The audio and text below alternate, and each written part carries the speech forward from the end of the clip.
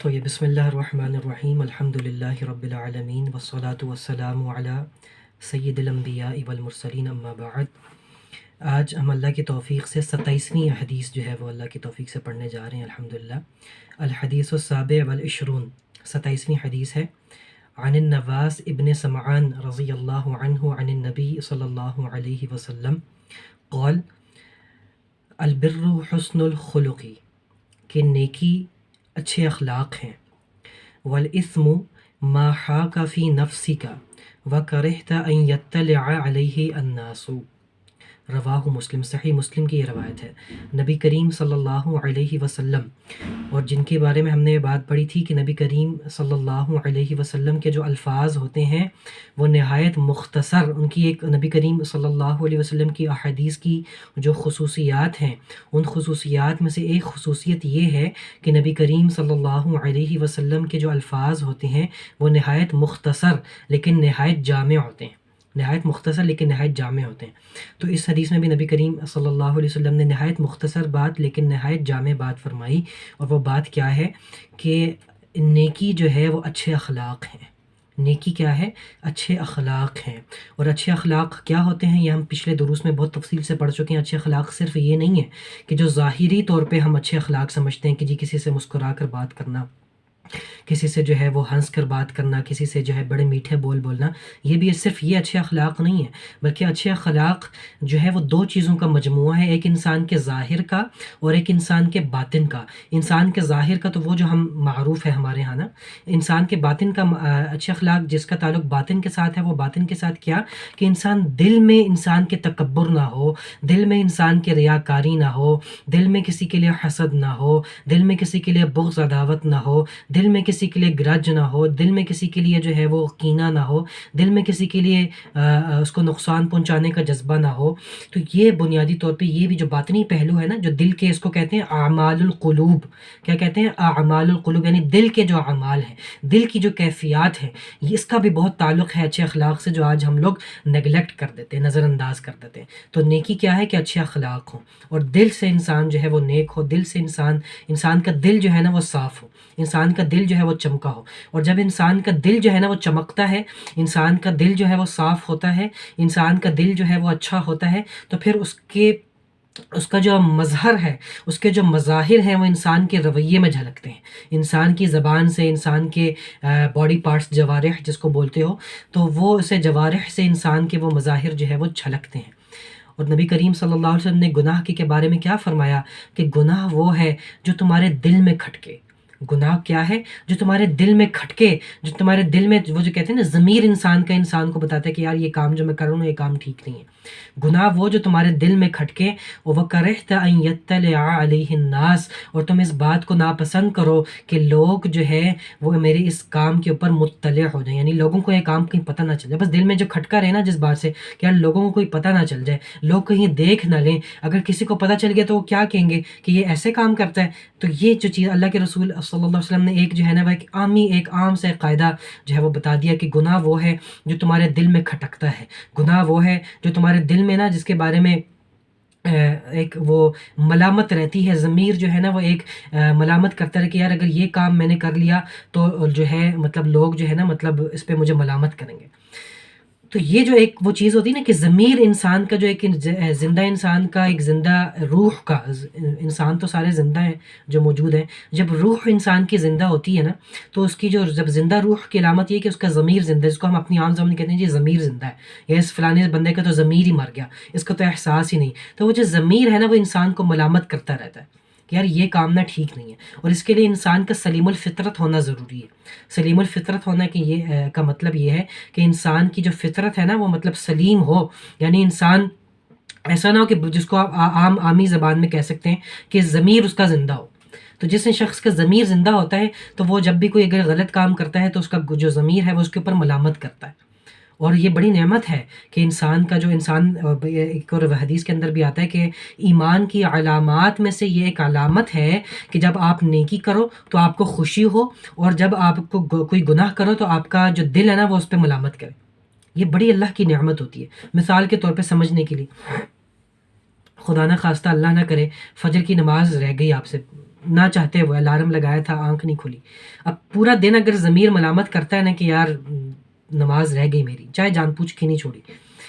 تو یہ بڑی نعمت ہے اللہ کی. لیکن بعض ایسے بد نصیب ہوتے ہیں کہ گناہ کرتے رہتے ہیں لیکن ضمیر جو ہے وہ کبھی بھی ان کو ملامت نہیں کرتا، کبھی بھی جو ہے ضمیر ان کو جو ہے وہ ملامت نہیں کرتا، بس ایسی زندگی چلتی رہتی. تو ضمیر کا ملامت کرنا، یہ زندہ ضمیر کا ہونا، یہ زندہ روح کا ہونا، یہ بڑی اللہ کی نعمت ہے. ٹھیک ہے،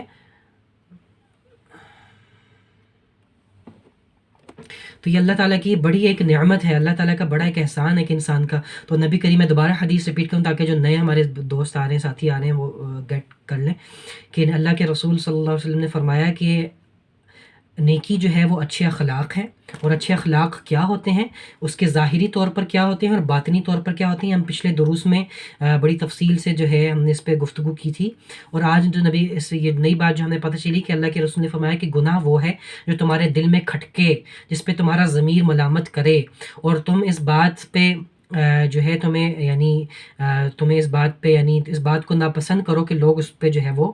لوگ میرے اس گناہ کو جان لیں. تو مطلب وہ گناہ ہے جس پہ آپ کے دل کو ہو کہ یار کسی کو پتہ نہ چل جائے، میں چھپ کے کام کر رہا ہوں. ٹھیک ہے، جو کام چھپ کے انسان کرتا ہے نا، تو یہ اس کی دلیل ہوتی ہے کہ انسان جو ہے وہ غلط کام کر رہا ہے.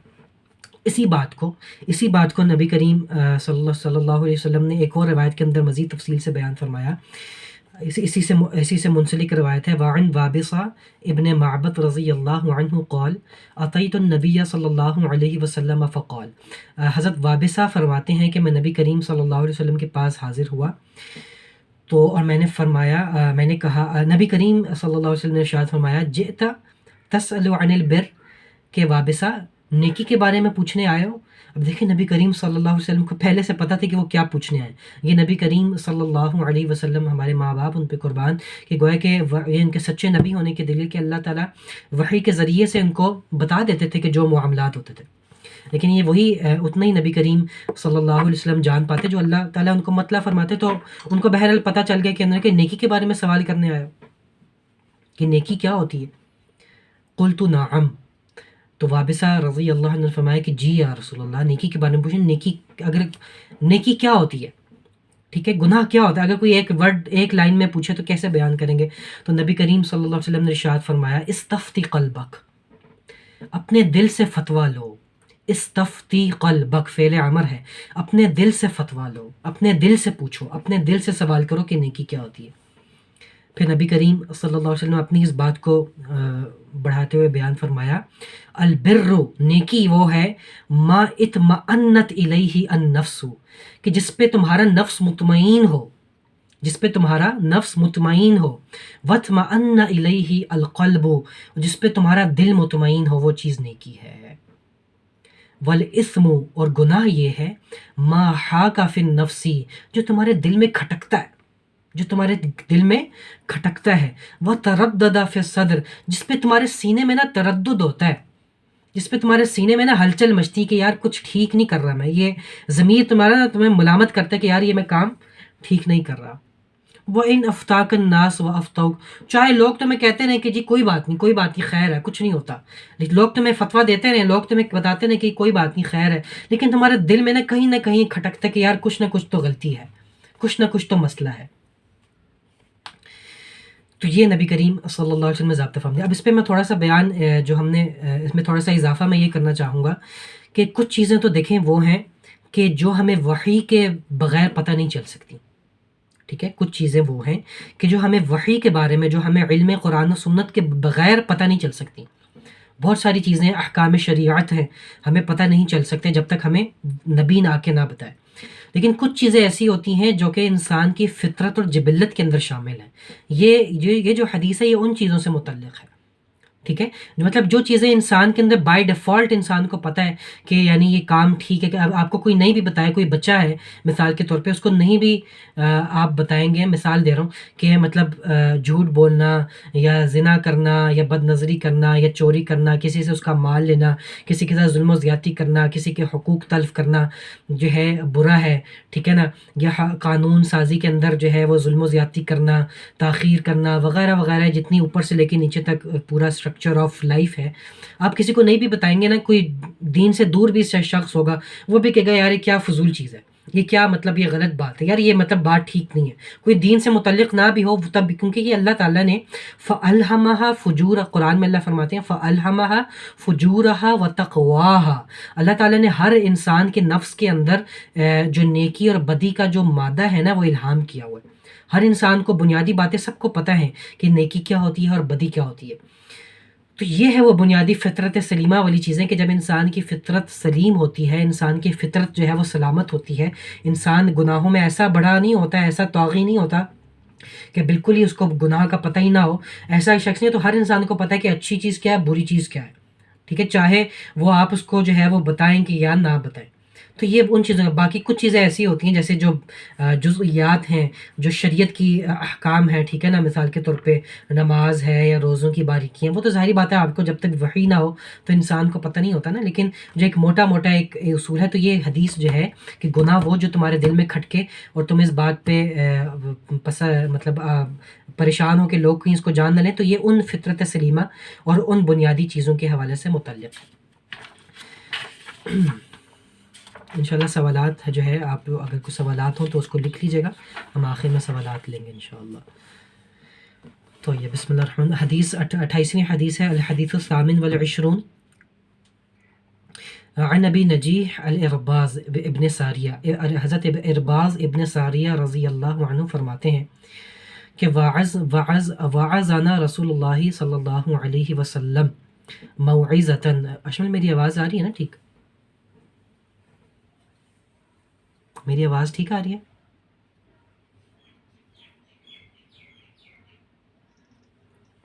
ٹھیک ہے۔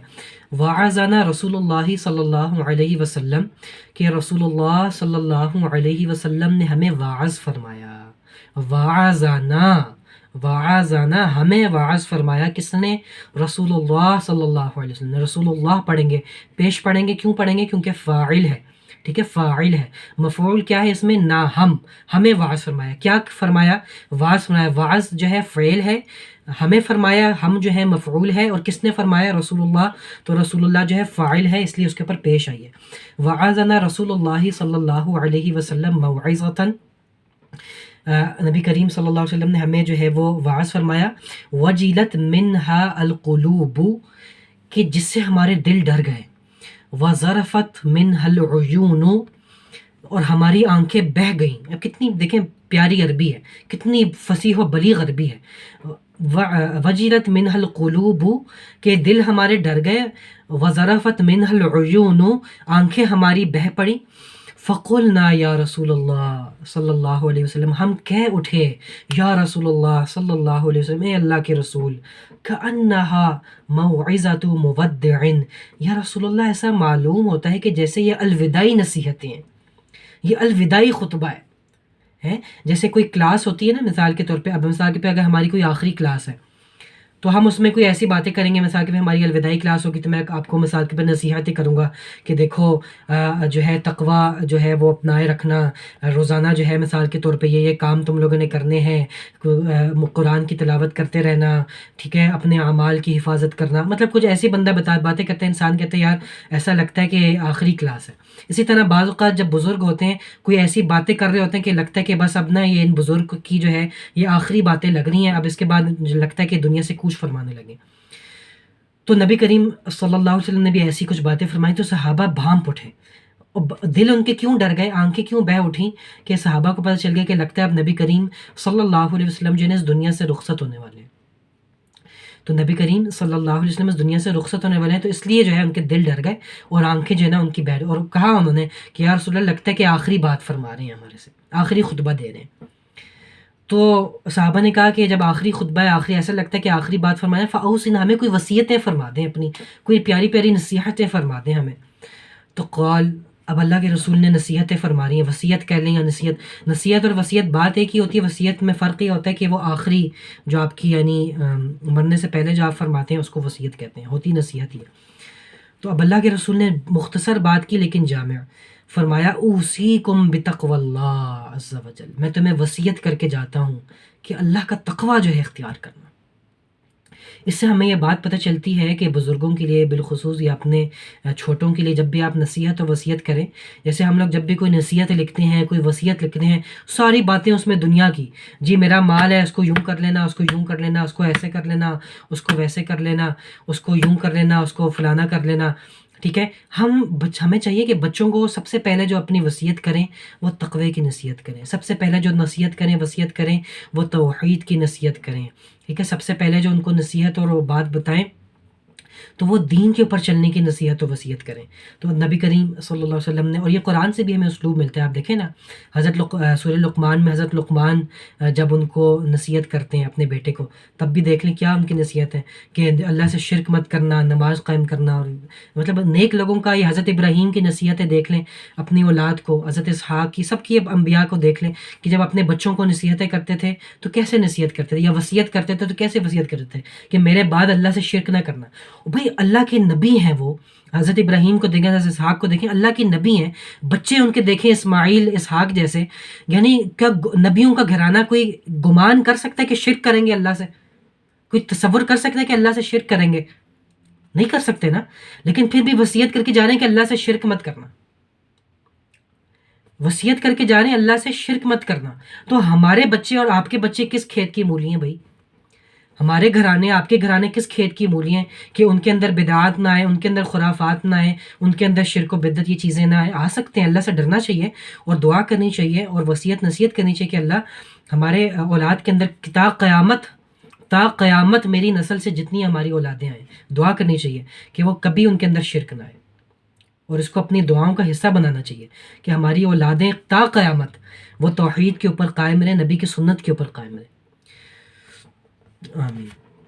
تو کہتے ہیں کہ میں نے ان کو وصیت کی کہ اللہ کا تقوی اختیار کرنا، والسمع والطاعہ وإن تأمر علیکم عبد حبشی۔ اچھا یہ بڑی اب کڑوی بات، اللہ کے رسول نے فرمایا کہ اپنے جو حاکم ہے نا، اپنا جو تمہارا حکمران ہے، اس کی بات کو سننا اور اس کی اطاعت کرنا، اپنے حکمران کی بات کو سننا اور اس کی اطاعت کرنا، چاہے تم پر کوئی غلام حبشی، کوئی کالا غلام تم پر مسلط کیوں نہ کر دیا جائے، اس کی بات ماننی ہے تم نے، اس کی بات، اپنے جو امیر ہے، تمہارا جو حاکم ہے، تمہارا جو حکمران ہے، اس کی بات کو ماننا ہے تم نے،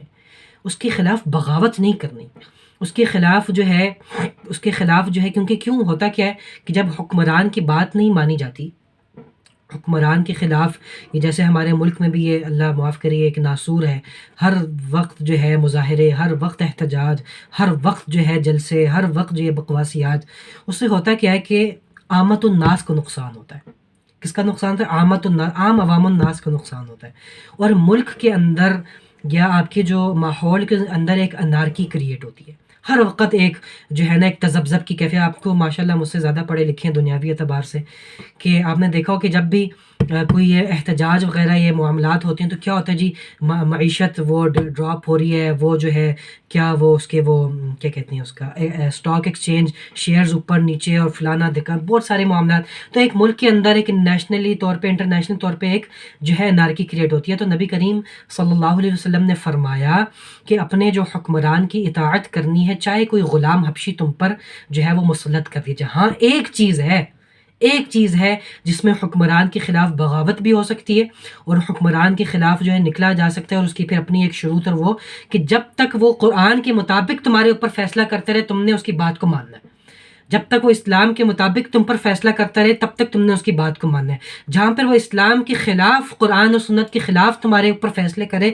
تب پھر تمہیں حق ہے کہ تم جو ہو اس کے خلاف جو ہے بات کرو۔ اس کی بھی پھر شروط ہیں، ضوابط ہیں، اور اس کی پوری ایک فقہ ہے۔ ظاہر ہے یہ مقام نہیں اس کو سارے میں اس کے احکام بیان کروں، لیکن میں ایک موٹا قاعدہ بیان کروں۔ لیکن یہ جو ہمارے ہاں، جو ہمارے ملکوں میں اور یہ رواج ہے کہ اپنی کرسی کے لیے اور اپنی جو ہے اپنی چمکانے کے لیے جو ہے وہ احتجاج اور چیزیں کرنا، اس کی نبی کریم صلی اللہ علیہ وسلم جو ہے اس کی اجازت نہیں فرمائی۔ اپنی ذاتی سیاست اور ذاتی مفاد کے لیے اس کی کوئی جو ہے وہ اجازت نہیں۔ جو حدیث کے اندر اجازت ہے وہ یہ ہے کہ جب تک ایک حکمران تم پر قرآن کے مطابق فیصلے کرتا رہے، اسلام کے مطابق فیصلے کرتا رہے، تب تک تمہیں اجازت نہیں کہ تم اس کے خلاف نکلو۔ ہاں جب قرآن کے خلاف چلے گا تب پھر اس کی شرائط ہے، ضوابط ہے، تب اس کے خلاف جو ہے بات کر سکتے ہو وہ اس کی۔ لیکن آج اگر ہم دیکھیں ہمارے جو سیاست دان ہیں یا ہمارے جو لوگ ہیں، کیا وہ اس لیے نکلتے ہیں کیا وہ اس لیے حکمرانوں کے خلاف بولتے ہیں کہ اسلام کی کوئی شق کے اوپر آڑ آ رہی ہے، یا اپنی کرسی کے اوپر اور اپنی سیاست کے اوپر اور اپنی وزارت کے اوپر آڑ آ رہی ہے تو اس لیے نکل رہے ہوتے ہیں؟ ٹھیک ہے، اس کے اوپر ہمیں غور کرنا چاہیے۔ تو جو ہمارے جو بڑے ہیں وہ اس لیے نہیں نکلتے کہ ان کو قرآن کا درد ہے، یا ان کو اسلام کا درد ہے، یا ان کو شریعت کا درد ہے، یا ان کو نبی کی سنت کا درد ہے، ان کو اپنے اور ہی دردیں ہیں ان کی، ٹھیک ہے۔ تو اس لیے ان لوگوں کے ساتھ جو ہے ملنا، ان لوگوں کے احتجاجوں میں شریک کرنا، ان لوگوں کے ساتھ جو ہے وہ کسی بھی قسم کی سمپتھی رکھنا، جو شرن جو ہے، یہ میں اپنے منصب حدیث کے اوپر بیٹھ کے اس لیے کسی کی سائڈ یا خلاف کی بات نہیں ہے، اس کی شریعت کی اور حدیث کی بات ہے کہ یہ شرن جائز نہیں ہے ایسے لوگوں کے ساتھ جو ہے وہ شریک ہونا۔ نبی کریم صلی اللہ علیہ وسلم نے اس کو منع فرمایا ہے۔ نبی کریم صلی اللہ علیہ وسلم نے جس بات کی اجازت فرمائی ہے وہ اجازت اور ہے، وہ ہے کہ جب اسلام کے خلاف تم دیکھو، قرآن کے خلاف تم دیکھو کہ بغاوتیں ہو رہی ہیں اور لوگ جو ہے وہ اللہ اور اس کے رسول کے خلاف جو ہے قانون سازیاں کر رہے ہیں، تو اس کے لیے تم جو ہے وہ پھر جد و جہد کرو، وہ کرو۔ آج ہم وہ تو اس کے لیے تو ہم نہیں نکلتے، آج ہم لوگ اپنی اس کے نکلتے ہیں۔ بات لمبی ہوگی، تو اس میں نبی کریم صلی اللہ علیہ وسلم نے ارشاد فرمایا کہ تم نے جو ہے اپنی جو ہے وہ بات کو یعنی اپنے حکمران کی بات کو ماننا ہے، چاہے کوئی حبشی غلام تم پر جو ہے مسلط ہو جائے۔ پھر اللہ کے رسول نے فرمایا فَإِنَّهُ مَن يَعِشْ مِنْكُمْ فَسَيَرَىٰ اخْتِلَافًا كَثِيرًا، کہ تم میں سے میرے بعد جو لوگ زندہ رہیں گے تو بہت اختلاف دیکھیں گے۔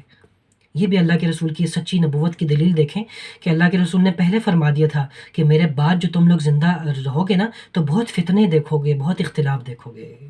اور آپ دیکھ لیں کہ حضرت ابوبکر رضی اللہ تعالیٰ عنہ جب خلیفہ بنے کتنے اختلافات ہوئے، حضرت عمر کے بعد پھر حضرت عثمان، حضرت علی تک، اور پھر حضرت معاویہ، پھر یہ جو آگے رضی اللہ عنہم اجمعین، آگے جیسے جیسے دور چلتے رہتے ہیں کیسے اختلافات پھر صحابہ میں اٹھے، اور چار جو ہمارے خلفائے راشدین ہم جن کو بولتے ہیں، ابو بکر، عمر، عثمان، علی رضی اللہ عنہم اجمعین، وہاں تک تو چیزیں پھر کنٹرول، اختلافات وہاں تک تھے لیکن چیزیں کنٹرول رہی۔ آگے جب پھر بنو امیہ، بنو عباس کا ایک دور چلا تو پھر کیسے ہاتھ جو ہے چیزیں وہ ہاتھ سے نکلی، اور پھر کتنی جو ہے وہ قتل و غارت،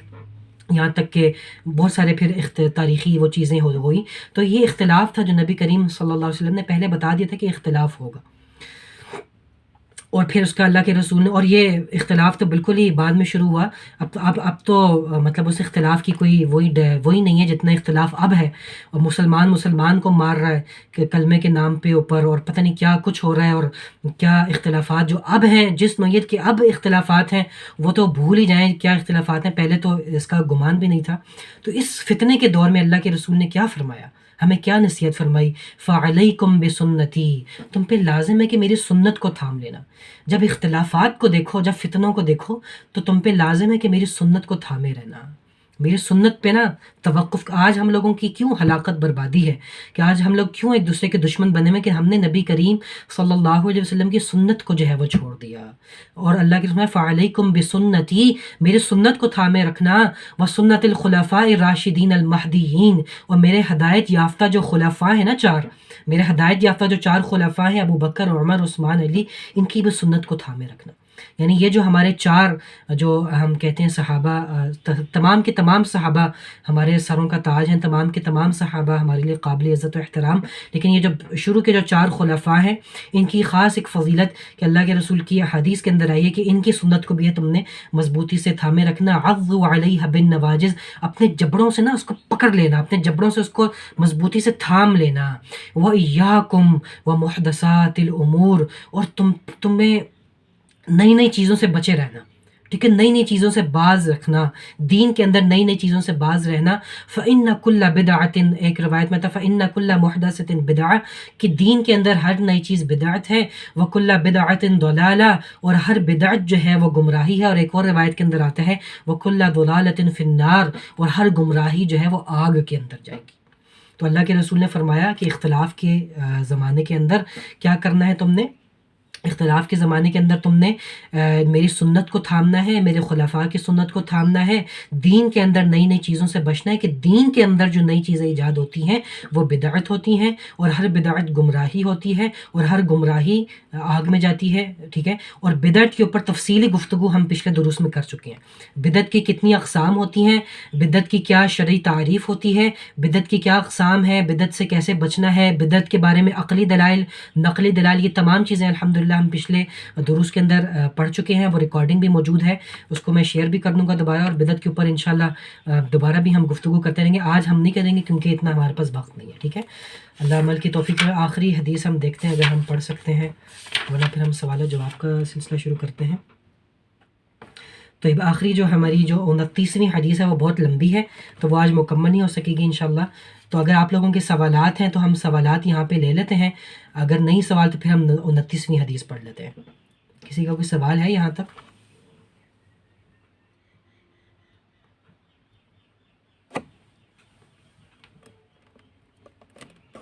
میری آواز آ رہی ہے سب کو؟